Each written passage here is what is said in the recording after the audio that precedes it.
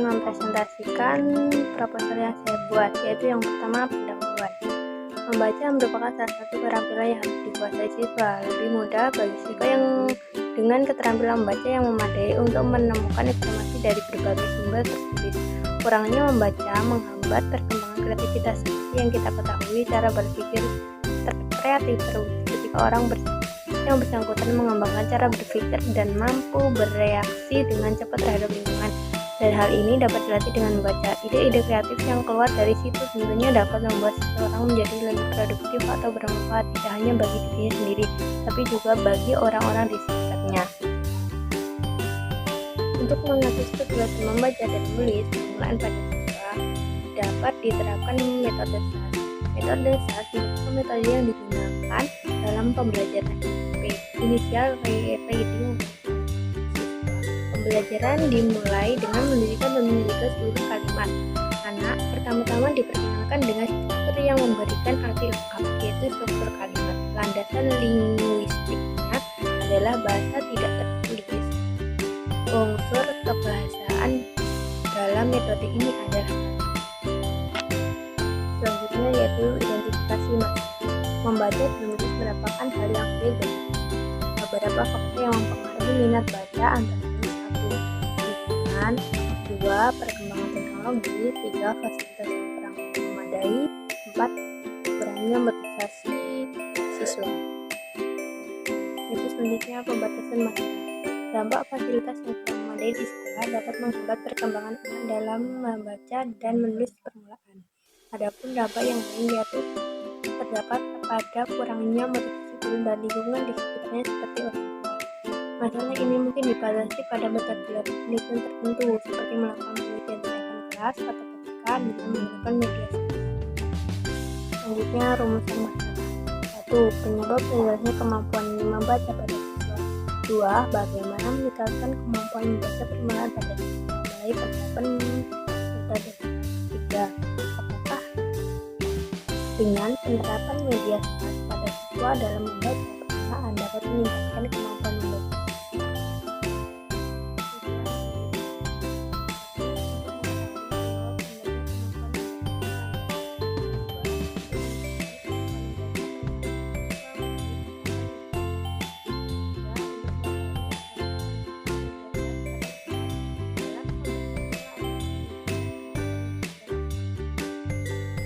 Selanjutnya manfaat penelitian. 1. Dapat meningkatkan kemampuan membaca permulaan pada siswa. 2. Menumbuhkan kemampuan membaca dan menulis permulaan. 3. Mendorong siswa untuk giat menulis dan membaca. Bab 2. Kajian pustaka.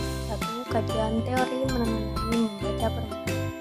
A. Pengertian membaca permulaan. Secara umum membaca permulaan dimulai ketika masa awal sekolah. Pada masa ini anak sudah mulai mengenal dan belajar dan menulis tersebut. Menurut Fitria di 1992, pengajaran membaca yang ada di sekolah dasar terbagi menjadi membaca permulaan dan membaca tingkat lanjutan, sedangkan membaca permulaan diajarkan di kelas 1 dan kelas 2.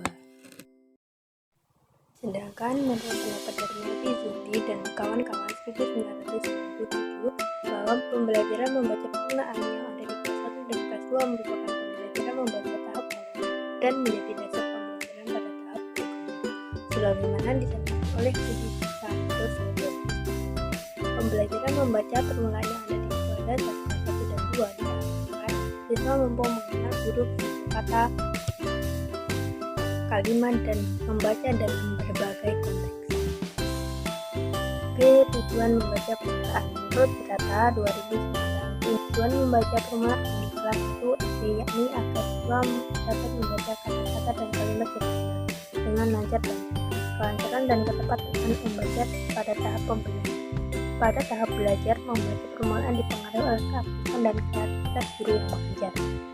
Keterampilan membaca yang diperoleh pada membaca permulaan akan sangat berpengaruh terhadap keterampilan membaca lanjut Supriyadi 2000 dan Khotimah dan Satrio Harjono 2000. Selanjutnya A. Pengertian metode SAS. Metode SAS mempunyai pembelajaran membaca permulaan dari wacana, utuh, kemudian ke unsur-unsur yang pengertian. Pengenalan alat pembelajaran dengan menggunakan metode SAS karena dipertemukan dengan beberapa kalimat. Selanjutnya, maka satu kalimat diambil dengan untuk diuraikan menjadi kata, lalu diuraikan kembali menjadi kata dan diuraikan menjadi. Selanjutnya, B. Landasan metode SAS. Menurut Subana, Hairudin dan kawan-kawan 2007, pengembangan metode SAS dilandasi oleh A. Landasan pedagogik, B. Landasan pembahasan. Selanjutnya, E. Kelebihan metode SAS. Metode SAS didasari bahwa asumsi atau pengamatan siswa dimulai dari keseluruhan. Selain itu, menurut Jago, Tarigan, dan kawan-kawan 2015, metode ini memiliki beberapa kelebihan. Metode SAS sejalan dengan prinsip logistik yang memandang bahwa satuan bahasa terkecil yang bermakna untuk berkomunikasi adalah kalimat dibentuk oleh satu satuan bahasa di bawahnya, yaitu kata dan konteks.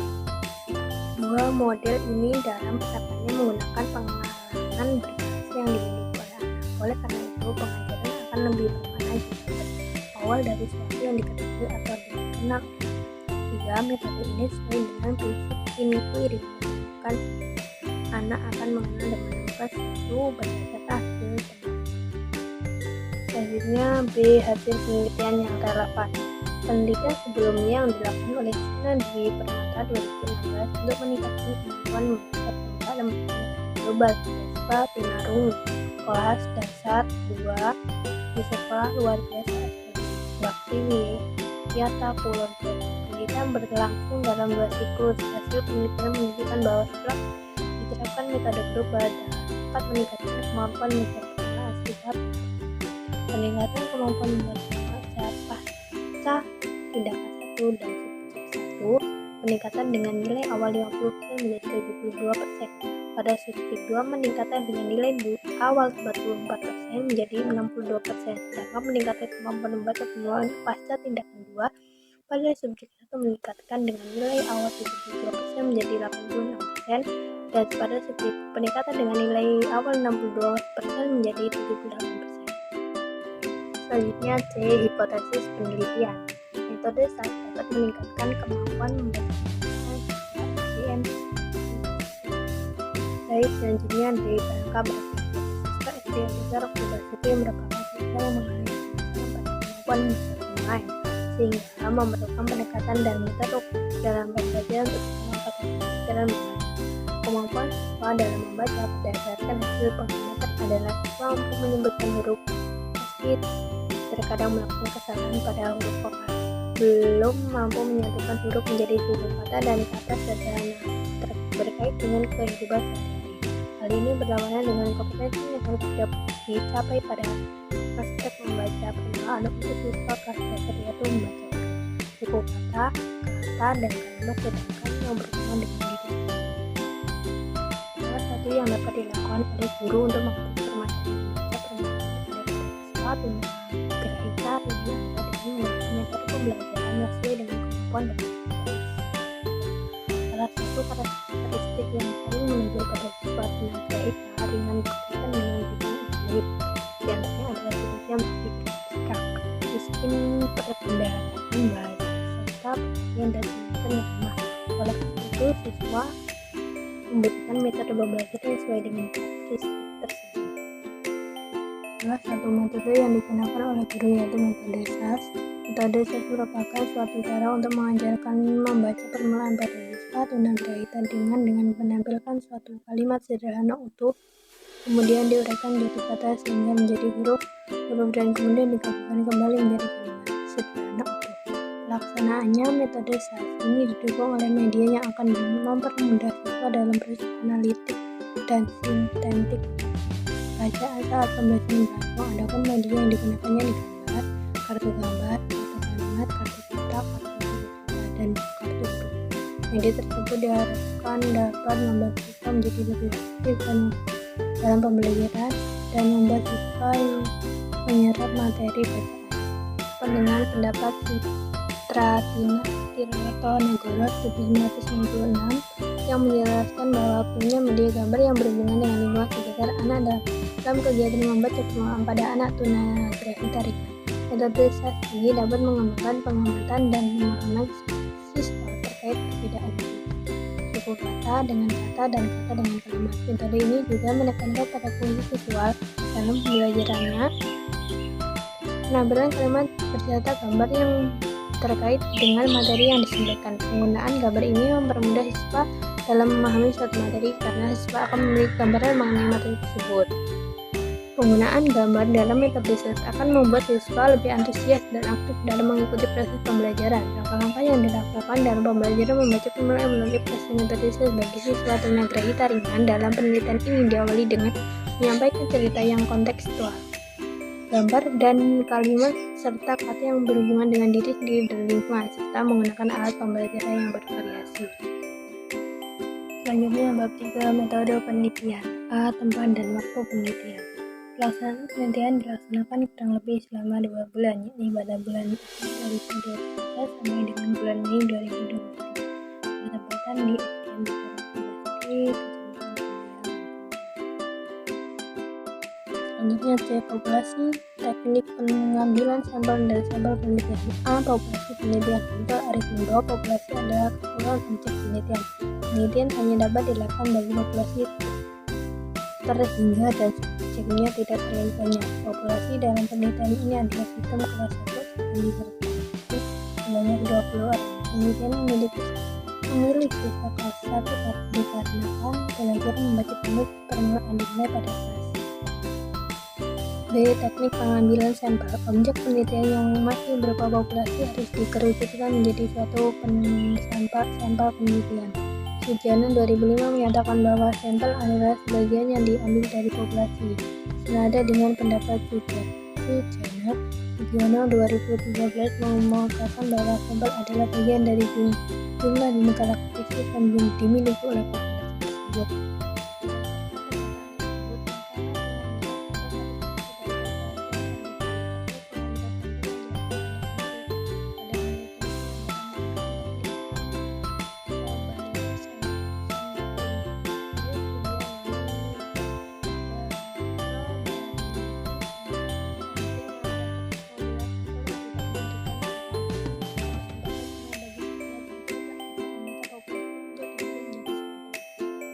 Salah satu teknik sampling yang akan digunakan oleh penulis dari non-probability sampling adalah purposive sampling. Dengan menggunakan purposive sampling, sampel ditetapkan secara sengaja oleh peneliti yang didasarkan atas kriteria atau pertimbangan tertentu sehingga tidak melalui proses pemilihan sebagaimana yang dilakukan dalam teknik random. Penulis memilih siswa jurusan teknik pendinginan dan tata usaha udara kelas 1 tahun pelajaran A dari populasi yang telah ditentukan sebelumnya sebagai sampel untuk diteliti. Sampel penelitian.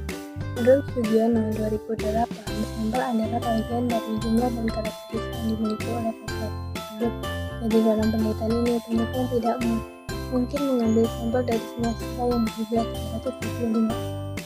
Teknik pengambilan sampel menggunakan probability sampling dengan simpel random sampling, yaitu mengambil sampel secara acak dari populasi karena populasi jumlah pembelajaran. Adapun Arifka 2006, apabila jumlah subjeknya kurang dari 100 maka lebih baik diambil semua sehingga penelitiannya merupakan penelitian populasi. Tapi apabila jumlah lebih besar maka diambil sebanyak 10-15% atau 25% atau lebih. B. Pendekatan dan jenis penelitian. Pendekatan penelitian yang digunakan adalah penelitian tindakan kelas (classroom action research). Dengan penelitian tindakan kelas ini, peneliti memberikan tindakan kepada subjek yang diteliti yaitu siswa kelas 1 dan guru bertindak sebagai observer. Penelitian tindakan kelas (PTK) merupakan salah satu upaya yang dapat dilakukan guru untuk meningkatkan kualitas peran dan tanggung jawab guru khususnya dalam mengelola pembelajaran. Melalui PTK, guru dapat meningkatkan kinerja secara terus-menerus dengan cara refleksi diri self-reflection, yakni upaya menganalisis untuk menemukan kelemahan-kelemahan dalam proses pembelajaran sesuai dengan program pembelajaran yang telah disusunnya dan diakhiri dengan melakukan refleksi. Jenis penilaian yang digunakan yaitu campuran kualitatif dan kuantitatif atau penelitian tindakan kelas. Definisi operasional. Terdapat beberapa definisi operasional dalam penelitian tindakan kelas atau PTK. Berikut ini merupakan jawaban. Penguasaan konsep merupakan salah satu hasil pembelajaran kuantitatif yang diperoleh setelah melakukan pembelajaran dengan menggunakan media animasi dan diskusi kelas. Menggunakan konsep siswa dapat terjadi melalui tes objektif dan ganda sebanyak 10 soal yang mencakup kemampuan kognitif yaitu mengingat, kedua memahami, dan ketiga mengartikulasikan. 2. Berpikir kreatif merupakan konsep berpikir yang digunakan oleh siswa untuk mencari jawaban, menunjukkan gagasan baru untuk menyelesaikan permasalahan. Kemampuan berpikir dapat dijaring melalui tes tertulis berbentuk uraian yang mencakup indikator berpikir lancar, fluensi, dan berpikir merinci elaborasi, serta motivasi membuat produk berupa map yang mencakup indikator berpikir lancar, fluensi, berpikir merinci elaborasi, dan berpikir asli originality. 3. Media animasi merupakan salah satu media pandang dengan audiovisual. Media animasi ini dirancang dalam makromedia flash yang berisi materi mengenai sistem ekspresi pada manusia. Teknik pengumpulan data. 1. Teknik pengumpulan data. Teknik pengumpulan data merupakan suatu langkah utama dalam melakukan penelitian, karena tujuan utama dari sebuah penelitian adalah untuk mendapatkan informasi berupa data. Sugiono 2013. Penelitian ini menggunakan 3 teknik pengumpulan data, yaitu 1. Tes, 2. Observasi, C, dan 3. Dokumentasi. F. Instrumen penilaian. Menurut pendapat Wina Sanjaya 2011, instrumen penelitian merupakan alat yang digunakan untuk mengumpulkan data penelitian. Terdapat 3 instrumen yang digunakan dalam penelitian, yaitu 1. Tes. Instrumen tes tersebut diberikan kepada siswa saat sebelum tindakan dilakukan dan pada setiap akhir siklus publik. Persebaran yang digunakan dalam penelitian ini adalah sebagai berikut. 1. Indikator menyebutkan huruf vokal, skor. 2. Indikator membaca huruf kata, berpola, K sampai P. 3. Indikator membaca kata berpola, K sampai P sampai K sampai P. 4. Indikator membaca kalimat sederhana. 2. Observasi, dan 3. Dokumentasi. Selanjutnya C. Validitas dan reliabilitas instrumen. Sebelum dilaksanakannya penelitian, lebih dahulu dilakukan uji instrumen. Uji instrumen ini dilaksanakan di kelas 1 yang di kelas 4 IP.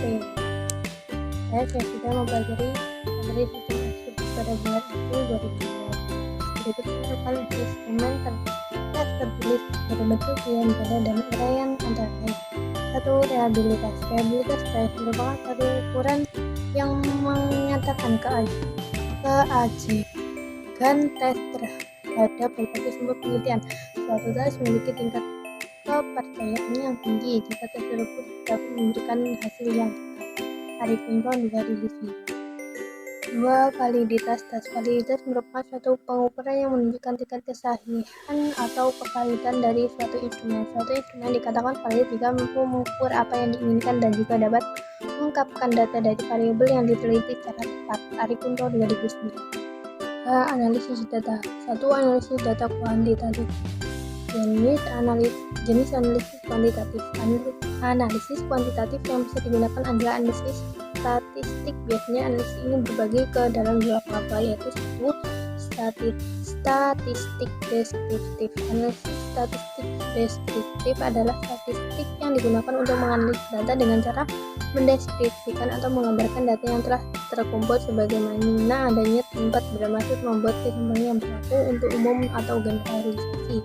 Analisis ini hanya berupa akumulasi data dasar dalam bentuk deskripsi semata, dalam arti tidak mencari atau menerangkan.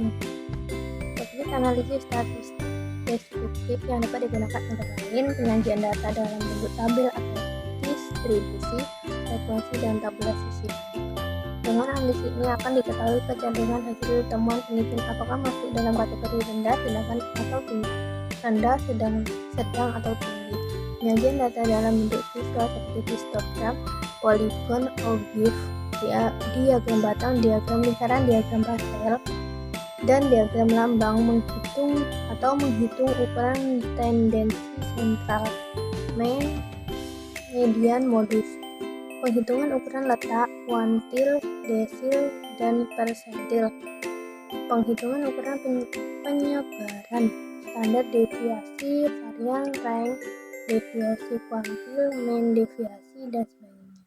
2. Statistik inferensial. Kalau dalam statistik deskriptif hanya bersifat memberikan data, maka dalam statistik inferensial tidak ada upaya untuk mengadakan penarikan kesimpulan dan membuat keputusan berdasarkan analisis yang telah dilakukan. Biasanya analisis ini mengambil sampel tertentu dari sebuah populasi yang jumlahnya banyak, dan dari hasil analisis terhadap sampel tersebut digeneralisasikan terhadap populasi. Oleh karena itu, statistik inferensial itu juga disebut dengan istilah statistik deduktif. Berdasarkan analisisnya, statistik inferensial terbagi ke dalam dua bagian: A. Analisis korelasional. Ada analisis statistik yang berusaha untuk mencari hubungan atau pengaruh antara dua belas variabel atau lebih. Dalam analisis korelasional ini, variabel dibagi menjadi dalam dua bagian, yaitu variabel bebas, yaitu variabel yang keberadaannya tidak dipengaruhi oleh variabel lain. Selanjutnya B. Analisis data kualitas.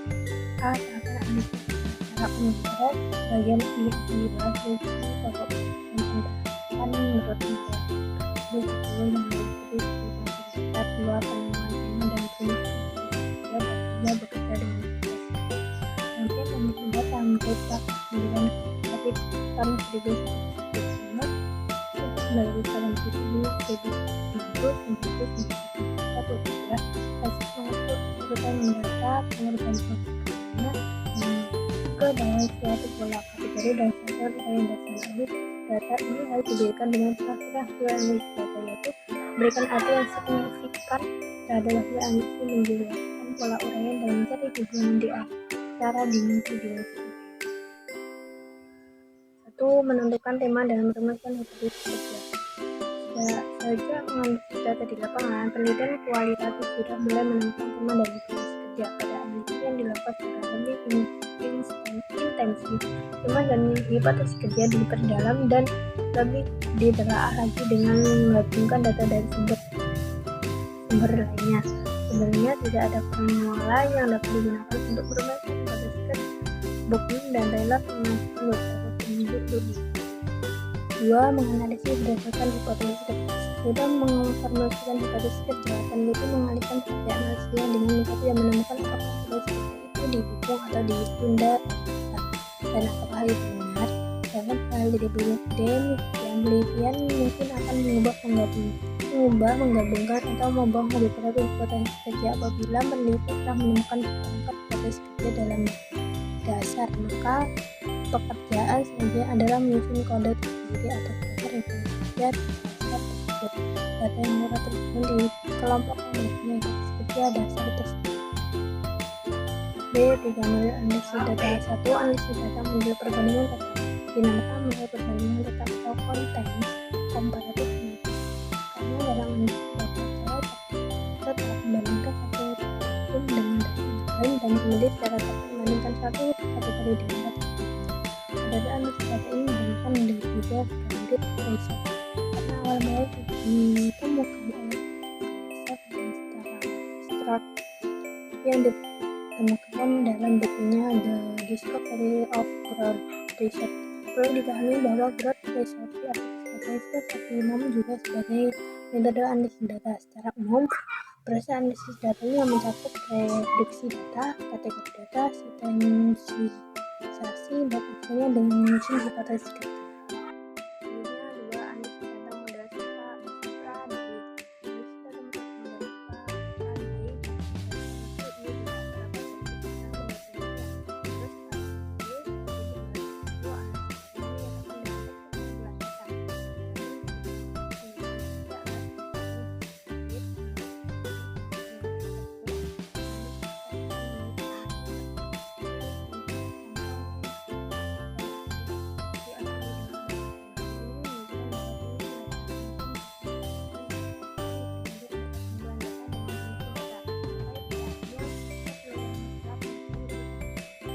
dan yang terakhir yaitu 3 analisis data model Miles dan Huberman. Miles dan Huberman 1994 dan 2007 menyatakan bahwa analisis data kualitatif mempergunakan kata-kata yang selalu disusun dalam sebuah teks yang memperluas atau yang dideskripsikan. Pada saat memberikan makna pada data yang digunakan, maka data itu dianalisis dengan interpretasi. Oleh karena penelitian tersebut bersifat kualitatif, maka dilakukan analisis. Sekian presentasi yang dapat saya sampaikan. Wassalamualaikum warahmatullahi wabarakatuh.